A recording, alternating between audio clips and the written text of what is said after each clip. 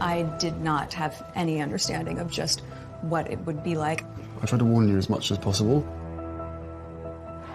It was meant to be a happily ever after, but it turned out to be anything but a fairy tale. 2 years after the nation celebrated, it could not have been a happier, more glorious day. But then things started to go downhill. How has it all gone so wrong? We had this unpredictable couple who were going to do things in a very different way. When did the cracks start to show?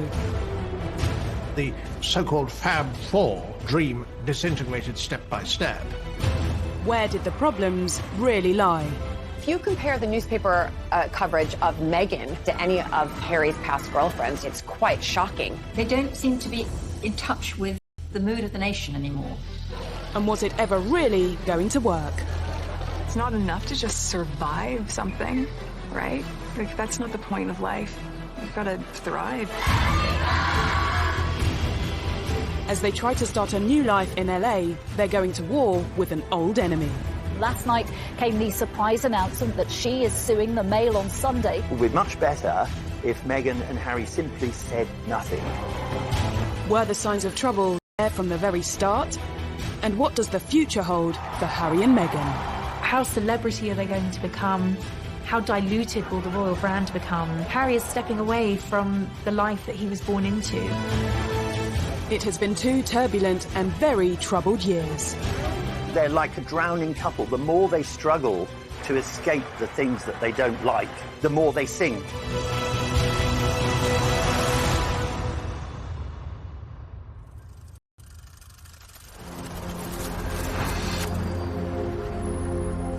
Harry and Meghan have changed the regal backdrop of Windsor for the luxurious Hollywood Hills. We won't be hearing about Harry, Meghan, and Archie and the royal family together as one for, I expect, for months to come until they come and visit over here, or maybe William and Kate and George and Charlotte and Louis will head on over to LA. Wouldn't that be a great photo op? They've also swapped the royal court for the High Court, in a legal battle which highlights so much of what's gone wrong in the past 2 years. Meghan's family issues, their fight for privacy, their war with the tabloid press. The court case could turn into their biggest nightmare. And it all centres on letters written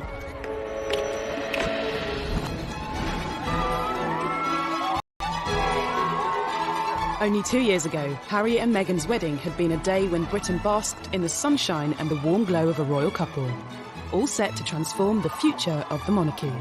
The mix of the tradition and the new and the mix of cultures totally embodied in one church service. And billions of people watched that service and were moved to tears, both by the romance of it and by what it represented. We celebrated with them, but were the seeds of their troubles already clear to those who looked? For the 2 years since the wedding, I think they've tried to recreate and maintain the kind of positivity that was around at the time, but that's just unrealistic and naive.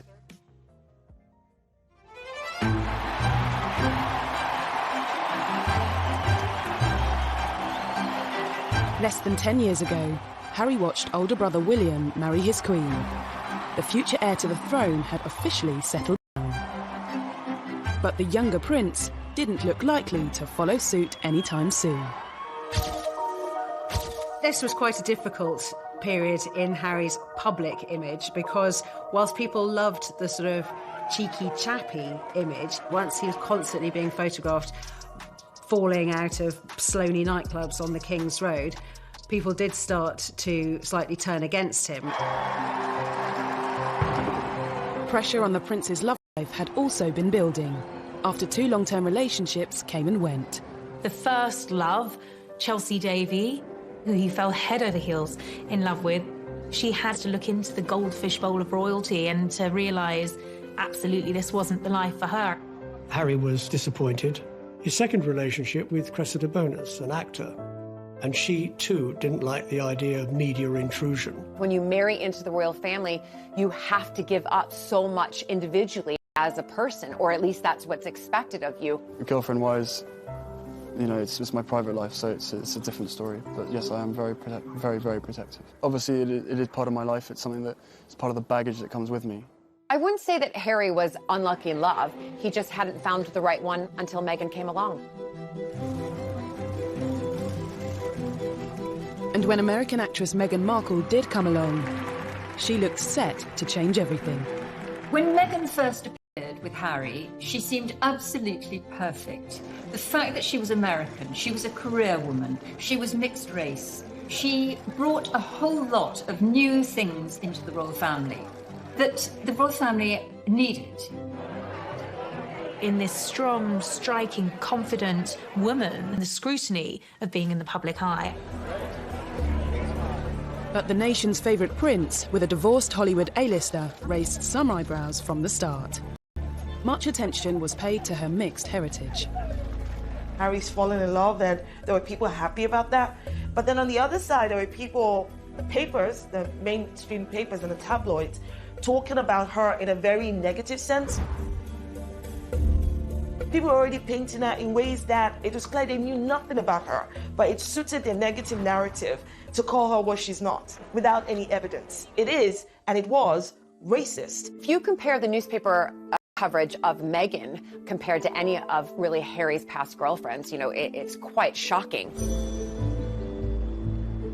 The press has always denied racism. In November 2016, Prince Harry confirmed his relationship with Meghan in a statement telling the tabloids to back off. Looking back, was this an early sign that it wouldn't be business as usual? Harry issued this quite extraordinary statement attacking some sections of the media he wasn't going to tolerate, kind of invasive techniques that once surrounded his late mother. He couldn't protect his mother because he was only a small boy, but boy was he going to protect Meghan. In the explosive statement released via his press secretary, Harry also asked the media to pause and reflect before any further damage is done. This statement packed a punch. It was Harry speaking in a way that he had never done before. I mean, he was talking about levels of harassment, unacceptable levels of harassment, how Meghan had been the victim of sexist, racist comments and commentary and negative articles. He was clearly a very, very angry man. And actually, to a degree, he had a right to be. Prince Harry has always had a level of mistrust towards the media. But this was one fight that was always going to have an unhappy ending. The palace thought it was unnecessarily antagonistic, and as though Harry was somehow spoiling for a fight. He went about it in an aggressively confrontational kind of way.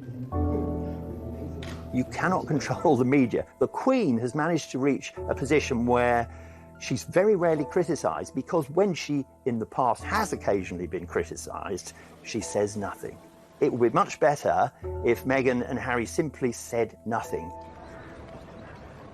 A year after Harry's unprecedented statement, news broke that he and Meghan were engaged.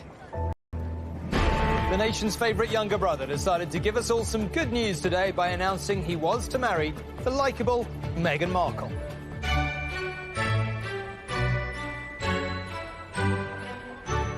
Unlike Harry's from Kensington Palace.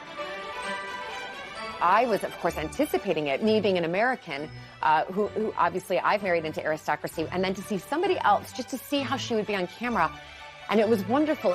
What were we doing? Just roasting chicken and Trying to roast chicken. Trying to roast the chicken. And it was just an amazing surprise. It was so sweet and natural and very romantic. You could see she was just smiling the whole time and almost laughing several times throughout the interview. But even at what should have been one of the happiest moments of his life, Harry still showed some signs of anxiety about how his fiancée would be treated. I did not have any understanding of just what it would be like. I don't think either of us did that. We both said that, even though we knew that it would be. I tried to warn you as much as possible. Both of us were totally surprised by the reaction after the first 5-6 months of what we had to ourselves of what actually happened from then. So I think you can have as many conversations as you want and try and prepare as much as possible, but we were totally unprepared for what happened after that. The scrutiny. Well, all sorts. You could see that the old thorny issue of Harry's relationship the press was raising its head again. The news that the world's most popular prince was set to marry a Hollywood actress sent the world into a frenzy. Their wedding was an unforgettable day, but could this story ever really have a fairy tale ending? Things were said and done in the run-up to the wedding that both sides regret that had caused irreparable damage.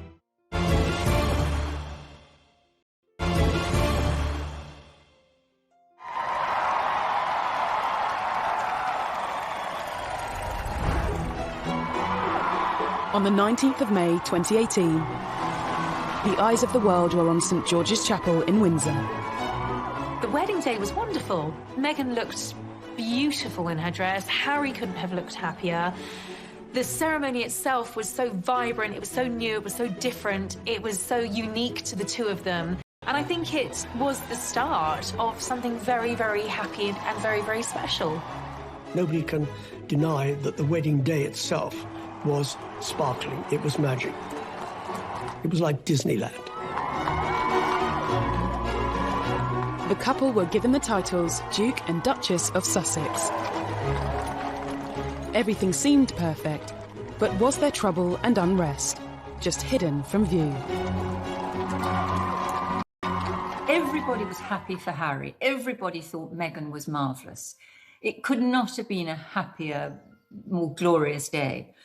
But then wheels started to come off amid suggestions that the couple had been a bit difficult over the planning of the wedding and that demands were being made that perhaps weren't quite in proportion with their place in the royal pecking order.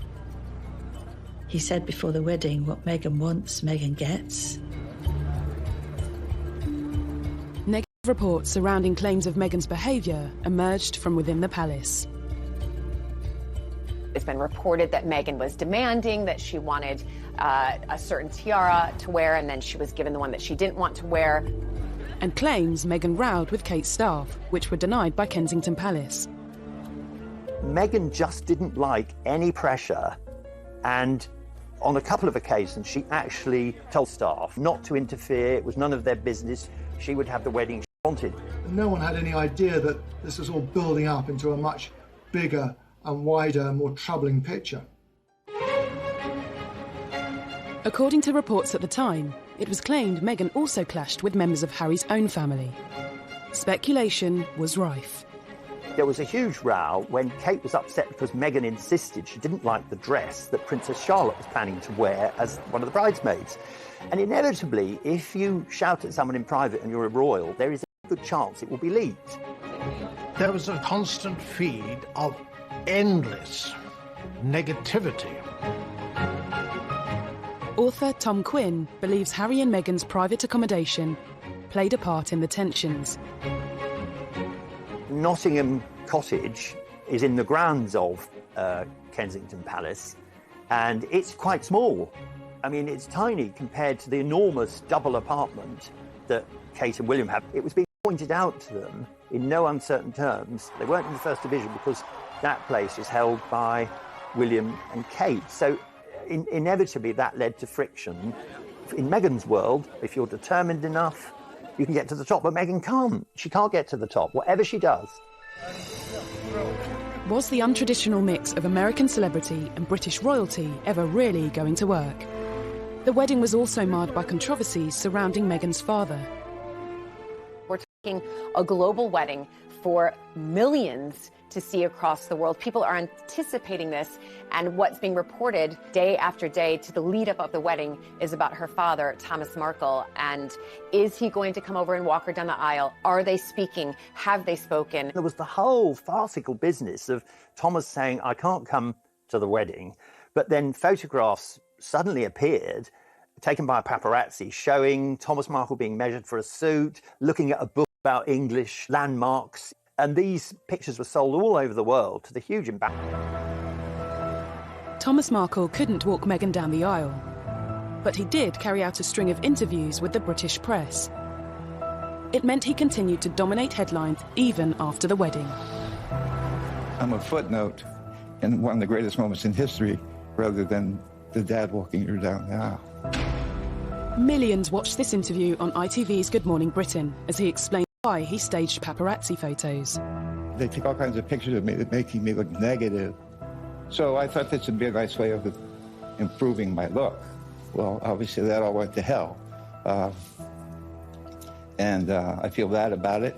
I apologize for it. There seems to have been this toing and froing of mutual accusations where Meghan felt her father wasn't being sufficiently positive about the wedding, and Thomas Markle felt that there was no sympathy for him.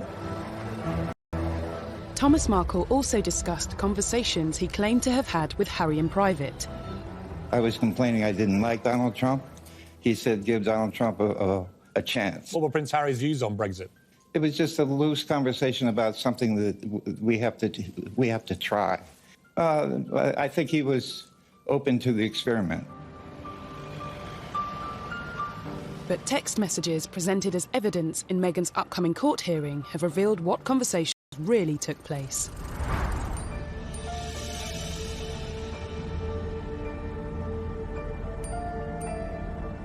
We now know what Harry was really thinking as newly revealed texts from him just before the wedding warned Meghan's father about talking to the media.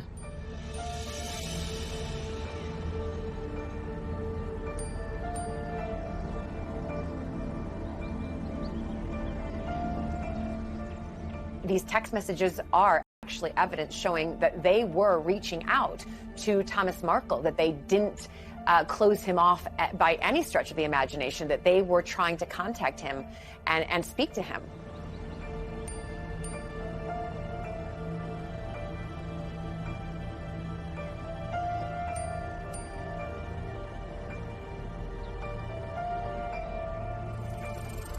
The private messages also showed how Meghan made attempts to speak with her father.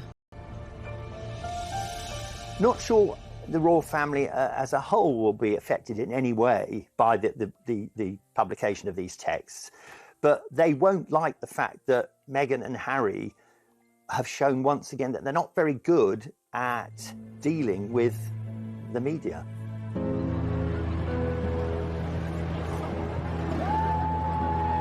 Evidence given to the High Court also confirmed that Thomas Markle hasn't been in contact with Meghan. 2 years on, the extraordinary messages have lifted a lid on private royal conversations that are now being showcased to the public. Right now, Meghan and Harry are thinking, we're just going to release everything to prove to everybody what exactly and really did happen. I think that now that they have moved thousands of miles away from home, that they're not supported by that palace PR machine, they're more vulnerable, they are more at risk, and they're more exposed now than ever. Debate over Meghan's relationship with her father was another problem in a growing list of troubles that followed the wedding. Could the most troubling issue of all be Harry's fallout with his own brother? One of the things that unquestionably adversely affected the relations between Harry and William, who were so close for so many years, was a series of rumours after the wedding. William expressed doubts to Harry as whether or not he was too quick in being engaged to Meghan. There was a brotherly discussion, which I think was voiced out of concern from William, but was misinterpreted as a lack of support. Things were said and done in the run-up to the wedding that both sides regret, but had caused irreparable damage. That's Harry. He's quite a headstrong, impulsive young man. He's much more like his late mother than William, who considers things and is, in that regard, is more of a Windsor and more like his father.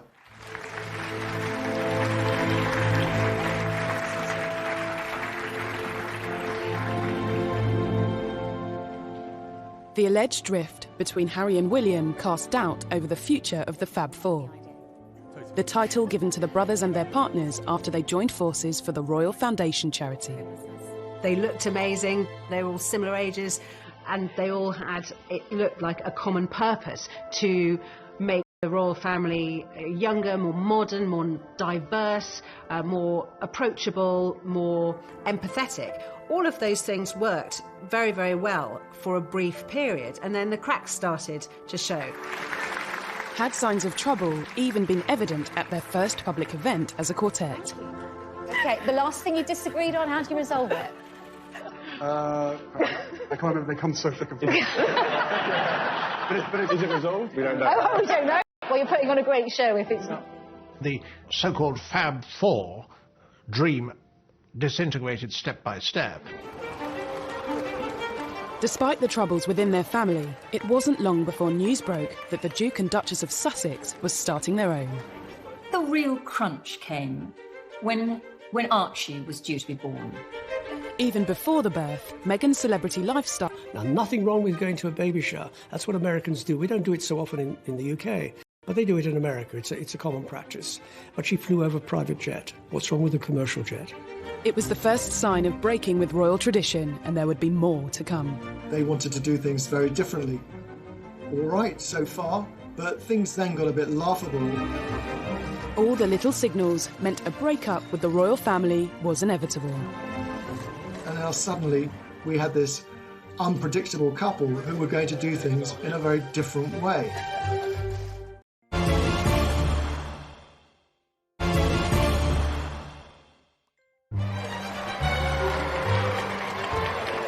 For decades, new additions to the royal family have been welcomed to the world on the famous steps of the Lindo wing of St Mary's Hospital in central London.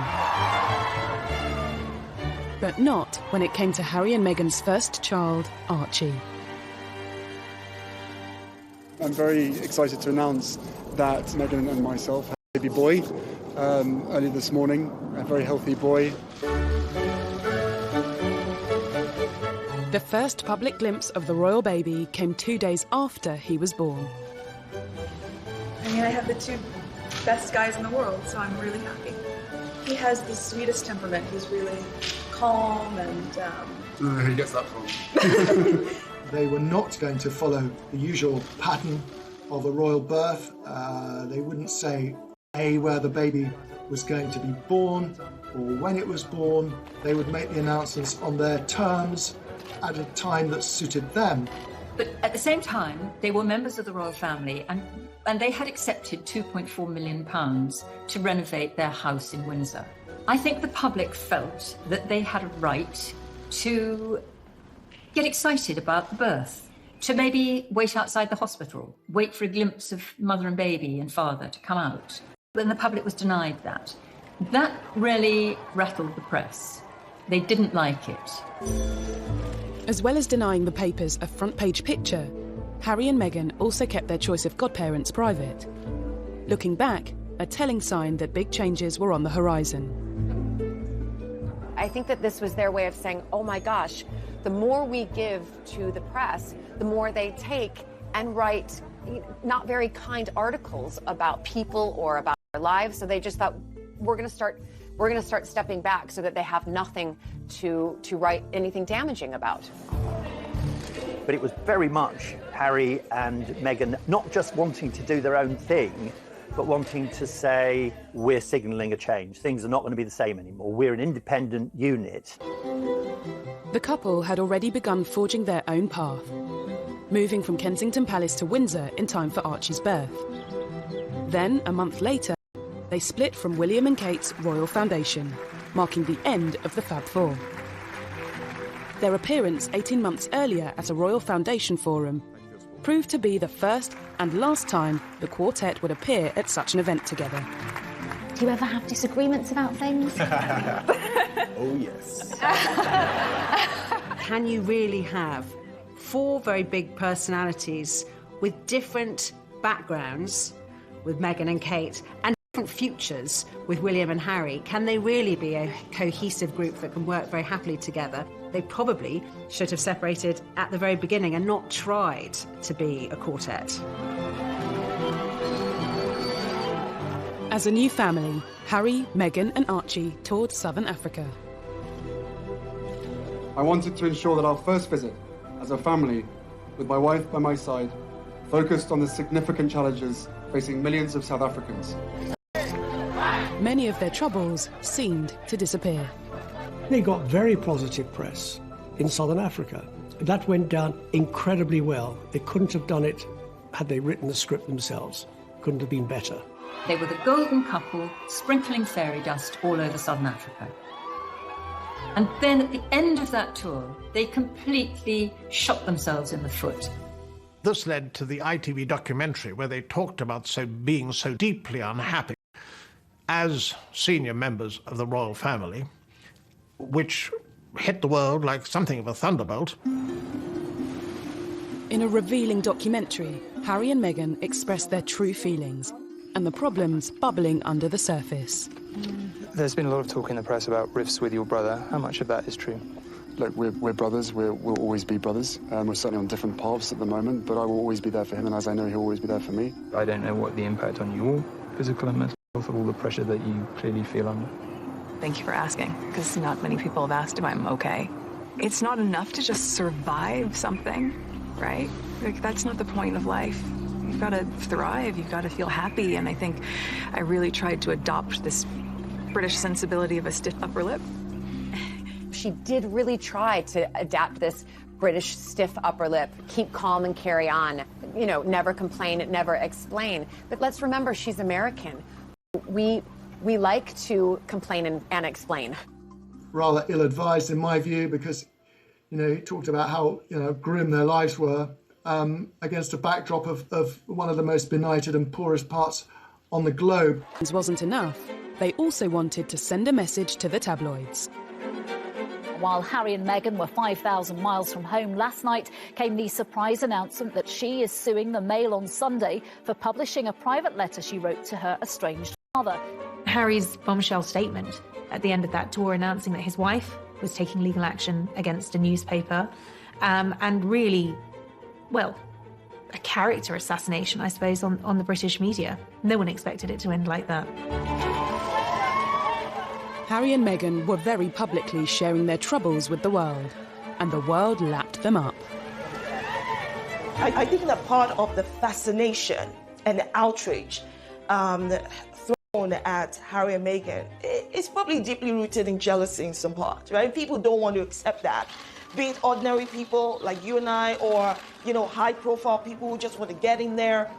People think that Harry and Meghan is the next, I don't know, chapter or episode of Netflix's The Crown. No, these are real people. At Christmas, Harry and Meghan did things their own way again. They spent Christmas in Canada, not Sandringham. The only other time Harry had missed Christmas with the Queen was when he served in Afghanistan.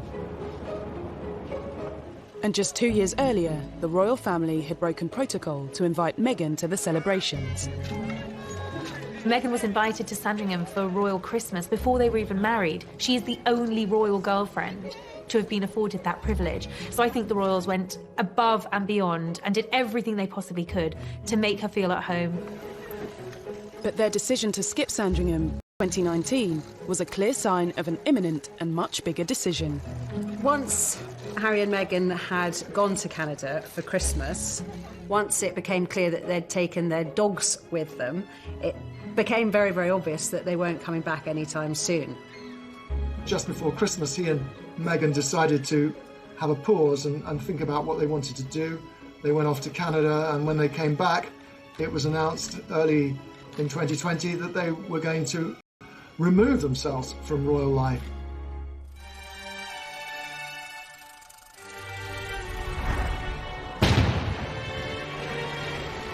In January 2020, they dropped the biggest bombshell of all. They said they intended to step back as senior royals. It was absolutely shattering. He gave other senior royals, including the Queen, almost no notice at all. And I thought that he and Meghan had gone rogue, that this was a deplorable way to handle it. I think that the Queen should have been informed. There had been negotiations that had been going on for some time, but nothing had been decided. And he was told to commit his ideas to paper, and he responded, well, no, if I do that, it'll just end up in the newspapers. Essentially, on one hand, you had a royal family feeling that they were being bounced into making a decision on the couple's future, and the couple being very frustrated that the palace machinery wasn't quick enough to respond to their desire to change things. For many, what became known as Megxit now seems like it had been inevitable from the start.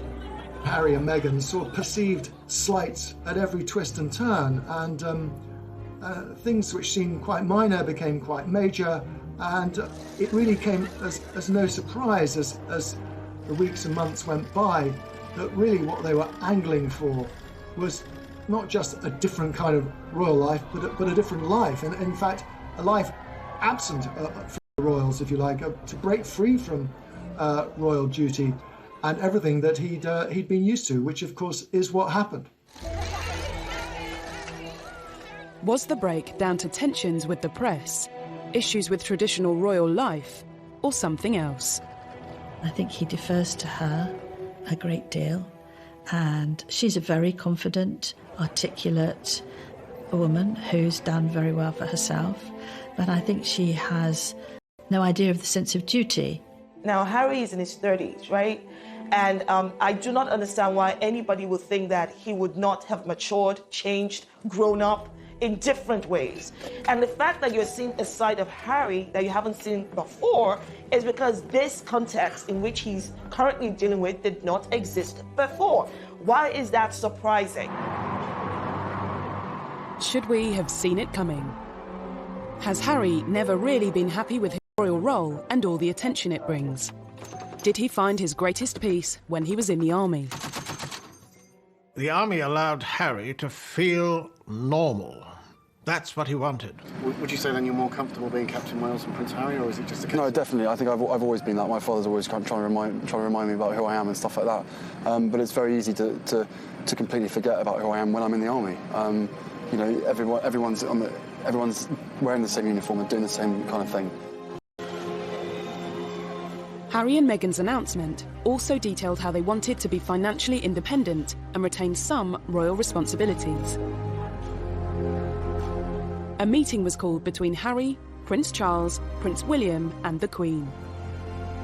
Harry and Meghan were expecting an awful lot with what they were demanding at the Sandringham Summit, as it was called, when they were laying out how they thought it would work and how it would continue to be half in the royal family and half out of the royal family, either in or you're out. And it was definitely the Queen who said no very, very firmly to her favourite grandson, and that must have been very hard. Harry and Meghan's final royal engagement was in early March, and for some, it seemed their troubles were still on display. There was quite a lot of tension there. There was some interesting body language with both of the brothers studiously examining their programmes and not really talking at all. Meanwhile, Meghan's there with a megawatt smile, trying to make the best of things. I would say that what interaction we saw, and there wasn't much, between the Cambridges and the Sussexes seemed to me extremely frosty. Harry and Meghan have long been suspicious of the press and the motives of the media. But taking on the tabloids is a battle that can come with consequences. If you want less press intrusion, yet you launch court cases against the press, this could lead to the ultimate horror that Meghan could appear in court, at least in theory, against her father, Thomas. They don't seem to be in touch with the mood of the nation anymore.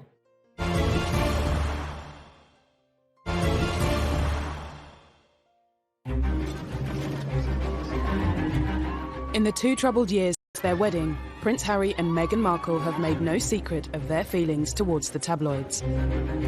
Looking back, Harry has long been vocal about what he sees as press intrusion.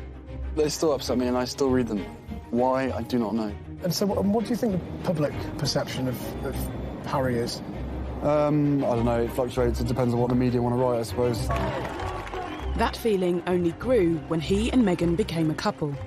We were just hit so hard at the beginning with a lot of mistruths that I made the choice to not read anything, positive or negative. It just didn't make sense. Being part of this family and this role and this job, every single time I see a camera, every single time I hear a click, every single time I see a flash, it takes me straight back.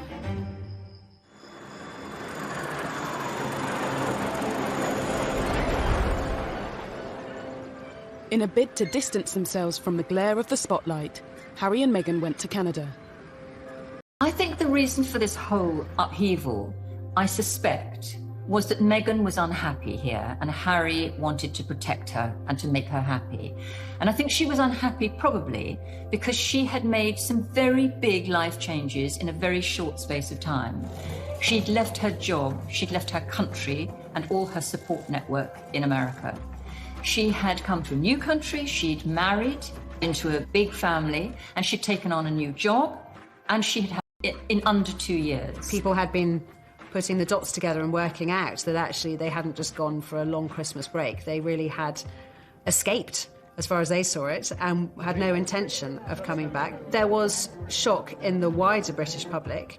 I think there was dismay and great sadness that it seemed so drastic. Any plans for an easy transition across the Atlantic soon hit controversy. Canada said it would not foot their security bill following their change in royal status. Security has always been so important for Harry, and he's stressed this throughout the negotiations. But this will be extremely costly. It's like a sort of daydream. It's like a dream of an ideal world where they can have a private life and they'll be able to do whatever they want. There wasn't an easy way for them to be half in and half out royals. Just days before their royal status was officially due to end, Harry and Meghan's plans changed. As US borders threatened to close amidst the coronavirus breakout, Harry, Meghan and Archie made a dash for California. Harry, I think, decided, probably quite impulsively, which is in his nature, to get Meghan back to her comfort zone. Their original plans have sort of fallen in tatters. They've got to decide what it is they want to do, how they want to do it, when they want to do it, and where they want to do it. They've got advisors around them, and I hope they're getting the right advice, because the right advice is not just about what is good for Canada and the United States, it's also what is not going to bounce back on the monarchy and on the institution. It's important that they take that into consideration as well. As Harry and Meghan attempted to settle peacefully into LA life, their battle with the British press continued. Their long-awaited court case finally got underway.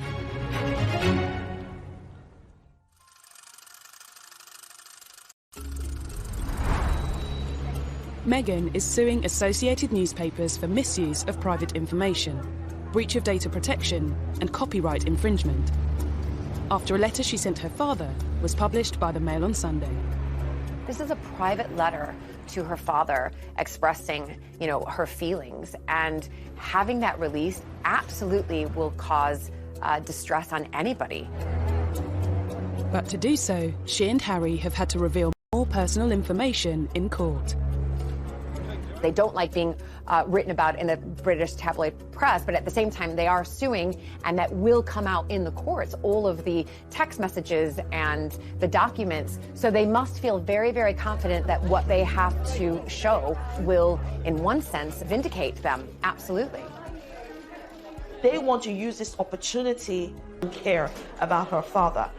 Clearly, it means a lot to her personally to be able to say, none of these things are true. I got in touch with my father. I tried to help my father. It was difficult to reach my father. He wasn't responsive. The reality is that they have to do this. And whether they win the court case or not, they're the first to do it, and I think that means a lot. The first round went in favour of the Mail on Sunday, with the judge dismissing some of Meghan's claims against the publisher, including allegations that it acted dishonestly. The judge threw out, in the preliminary hearing, threw out some of the allegations that Meghan and Harry had made against the Mail. He described them as irrelevant, just not part of anything the law could look at or decide on. But that was just the opening battle. When the case goes to trial, it could all get really uncomfortable. If you want less press intrusion, yet you launch court cases against the press, this could lead to ultimate horror, and that would be that Meghan could appear in court, at least in theory, against her father, Thomas, who has contributed to a great deal of the adverse publicity that they've received. That would be a global news story and be truly bizarre. On top of Meghan's legal action, Harry has also filed a lawsuit against The Sun and the Daily Mirror for alleged phone hacking. I think Harry doesn't really like the press, and I think he often puts on a smile and a brave face, but deep down there's a loathing there. He's obviously trying to be specific with the Mail on Sunday's publication of Meghan's letter, and indeed he's being specific on hacking. If legal proceedings weren't enough, the pair have written an open letter to the Daily Mail, The Sun, the Daily Mirror and the Daily Express, signalling their intention to sever all ties with them. In the letter, they told the newspapers to expect no corroboration and zero engagement. Immediately it was picked up by the tabloids, and into a story itself, and it made Meghan and Harry also, it made them seem petulant. They'll dig around even more furiously now for the sort of information that Meghan and Harry don't want to come out. So it will have the opposite effect from the one intended. The choices he's going to have to make moving forward.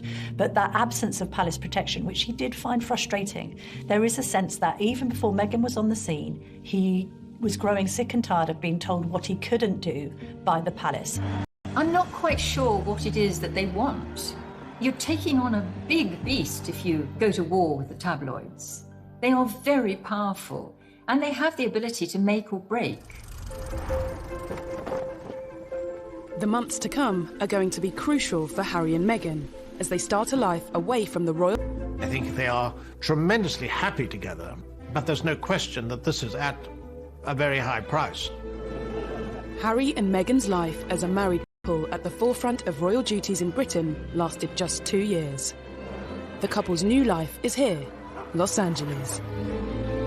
But it hasn't taken long for reports to emerge claiming Harry feels his world has been turned upside down and that he misses the military.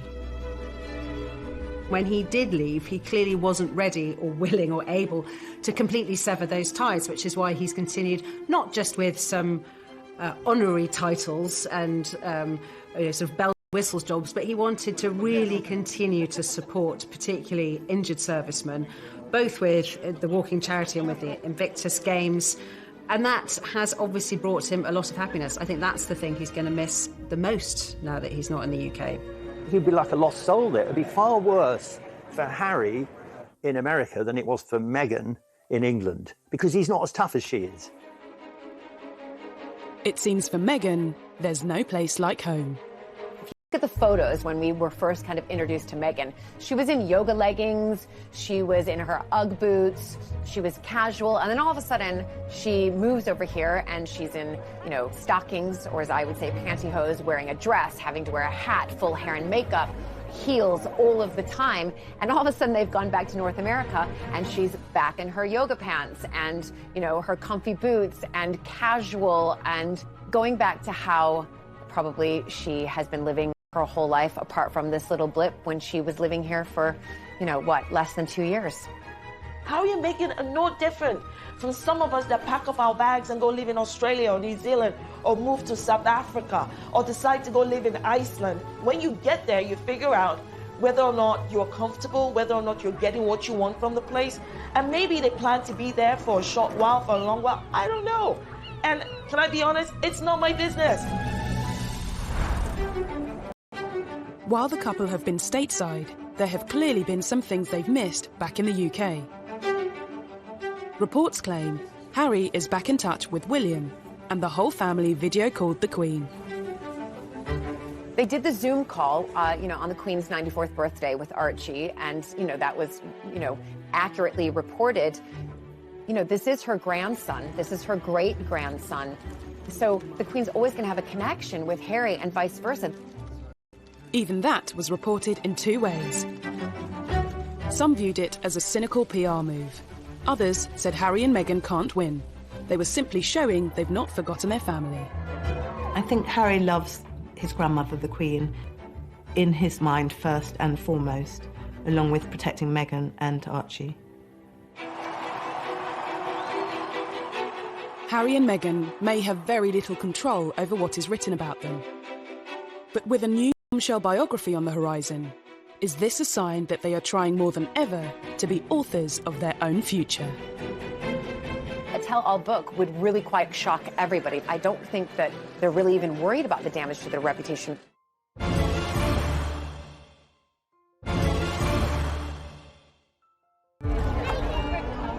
This summer, Harry and Meghan will continue to dominate headlines. A new unauthorised biography will soon be hitting shelves, with claims it will be very much told from the couple's perspective. It promises unique access to friends of Harry and Meghan and will dispel many rumours and misconceptions that plague the couple. Will it be a case of history repeating itself? Look at what happened to his mother when she did the biography with Andrew Morton. It caused massive issues and problems within the royal family. I don't think he wants to follow in those footsteps of his mother right now. what she did in opening up to the world a tell-all book. Again, it would really go against everything that they're trying to put out there, is that we want to be private. It's probably, again, their own pathway of saying, you know what, we want to tell our story, and this is the way we're going to tell our story. Reports claim Meghan wants the book released sooner rather than later, and that she wants to shatter the image of being a demanding diva. You can be certain that the book won't give both sides of the story. I think it's more likely to be a self-justifying book, but it does give them something to do in a world where, especially Harry, has nothing to do. It seems their story is far from over, along with all its troubles. They may have left palaces and protocols behind, but Los Angeles comes with its own way of doing things. In the world of celebrity, anything goes. I mean, you can go to a burger joint and be photographed outside, have the same kind of privacy restrictions, but also the same agreement between newspapers and the palace. They're not protected by the palace anymore. How celebrity are they going to become? How diluted will the royal brand become? You know, Harry is stepping away from the life that he was born into. That comes with risks for him. Harry and Meghan say they're determined to carry on charitable work. Marking Archie's first birthday, the couple featured their son in an online charity video, only to receive yet more criticism. We're going to read Duck, Rabbit, Kitty. Oh no. Good job. I think it's very odd and typical of the slightly contradictory of Archie on his first birthday. It's very sweet, and we know it's linked to a children's charity that Meghan supports, which is all good. But at the same time, it does show that Meghan, probably more than Harry, is not going to be able to say goodbye to the media and to having a media presence. She can't do it. They could release photos of Archie whenever they want to. I don't think they're really having their cake and eating it too. I think that they feel like, well, we can now do what we want to do. For Meghan, life has gone full circle and she's back in Hollywood. But where does that leave Harry? I think they'll take a lot of advice from the Obamas. They've set up their production companies, that they'll be talking to Oprah Winfrey, they'll be talking to big figures like that to try to find a way to carve a role for themselves as philanthropists, entrepreneurs, huge figures on a global platform. How they earn their money without people think they're trading in on their royal status is the tricky bit.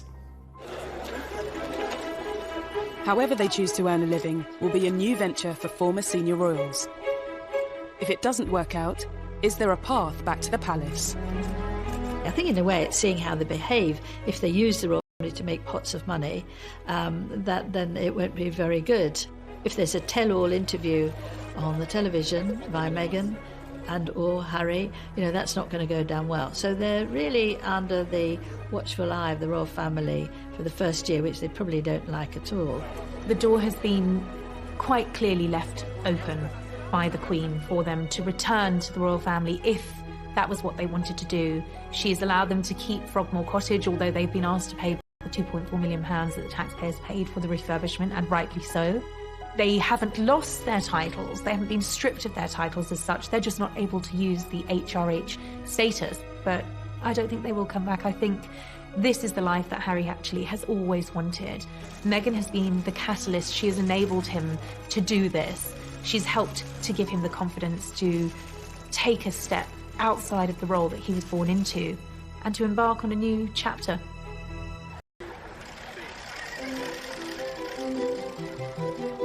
They may be at the start of a new chapter, but it's been a troubled 2 years for Harry and Meghan. Looking back, were there signs of trouble from the start? And looking to the future, are there signs of more trouble yet to come?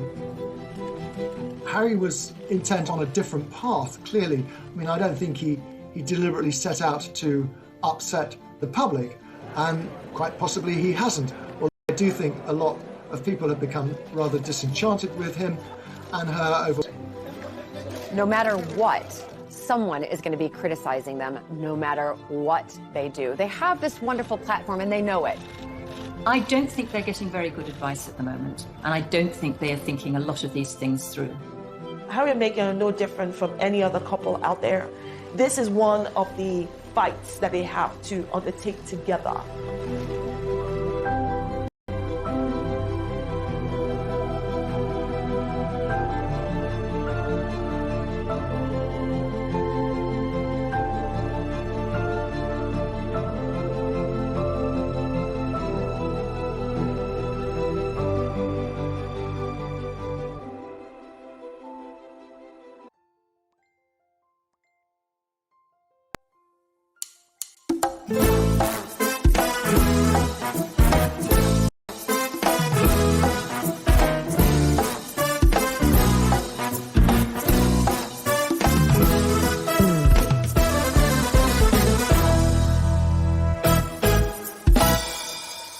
Chuyện ngày xưa tôi thả những cành diều dây lướt trên bầu trời phiêu du cùng áng mây, hòa trong gió tiếng sáo vang từ đâu diều bay vút cao, rồi cùng nhau chia tay cho chọn giường dưới bầu cây già bên sân đình bãi sông, làm cô dâu chú rể chịu kiều la trò chơi rước dâu. Kỷ niệm xưa mãi sống trong cuộc đời tôi, thân tin tôi thơ. Rồi ngày tháng trôi đi, bao nhiêu mong ước xa xưa chỉ còn là kỷ niệm. Từng đêm tôi nhớ về cuộc đời đua trên bốn bề sầu lo, nhiều lúc ước mơ rằng được phép nhiệm màu đưa tôi về thuở xa xưa, bay cao cùng cánh diều đua chơi với đám bạn.